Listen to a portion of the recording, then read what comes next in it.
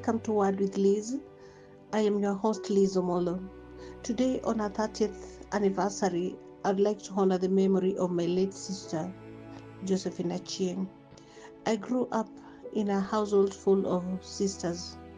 Aside from my 3 biological sisters, I had foster sisters, and from time to time, my cousin sisters also lived in our home. One thing that was evident was our strong bond. We had each other's backs. We protected each other from trouble, shared secrets and hand-me-downs, and also taught each other.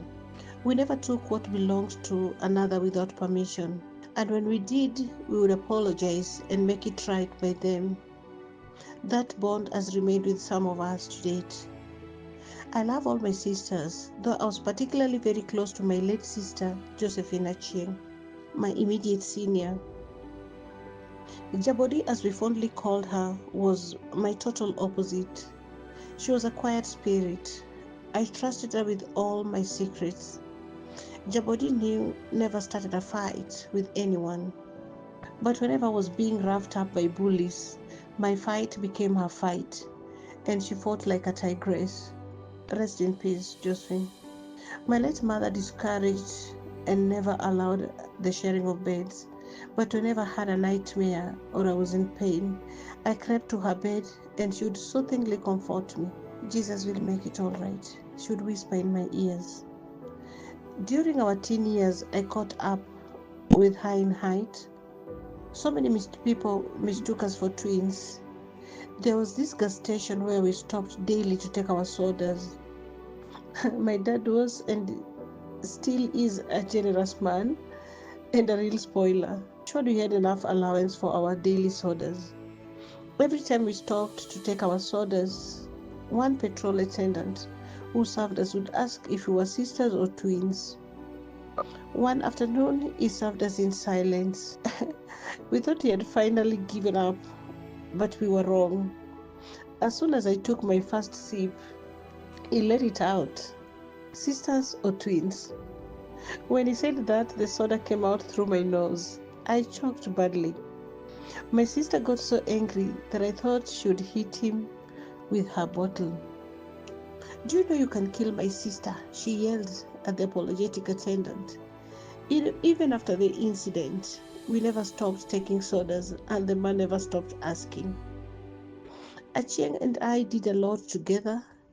We traded secrets, we protected each other and respected each other's boundaries. My fights were her fights, and my friends automatically became her friends.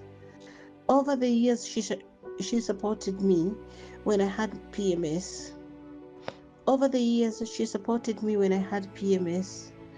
When my little heart was broken and when I was indecisive, she came through for me. We put a united front in everything, and many people referred to us as the Omolo twins. When I left Kenya for further studies, I didn't think I would survive without my big sister. During my first years away from home, she filled me in on everything. It was as though I never left.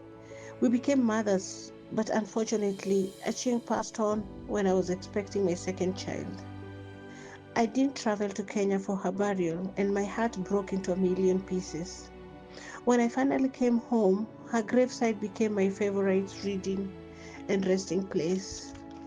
I have always wondered what the world would be like if women got along better and protected each other. What would the world be like if we all strengthened each other's crowns, cared for the feelings of our neighbors, supported one another, respected our sisters' boundaries and relationships? What would the world be if we joined our sisters' fights against an enemy and loved each other? If we truly cared and loved our sisters, where would betrayals come from? Where would all the negative competition, the hate, the insecurities come from? Would we still see our fellow women as threats? At no point did I ever see my late sister as a threat. She was beautiful. In my eyes, she had the perfect legs and figure. Achieng had beautiful jewelry and outfits, but I was never jealous of her.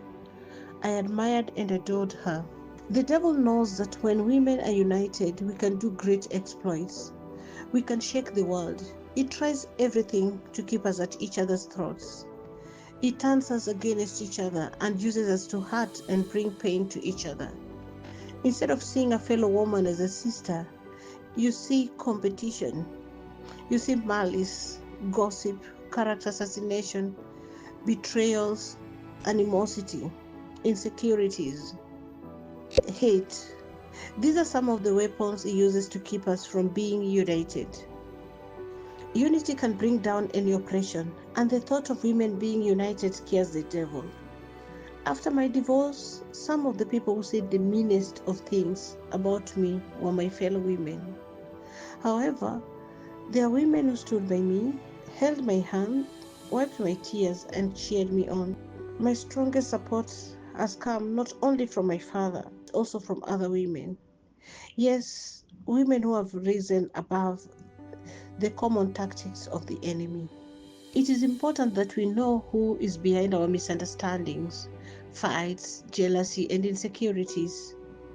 Satan is the one who doesn't want us to be our sister's keepers. He's afraid of our unity. Our strength when we are not at war with each other scares him. Once I understood who my enemy is, I made a promise that I will always be my sister's keeper. My prayer is that we do not consciously cause each other pain and always put a united front against the enemy and the ones he uses to divide the sisterhood. Imagine a world where women truly love and respect their fellow women. What a beautiful world it would be. For more content of this nature, subscribe to Word with Liz.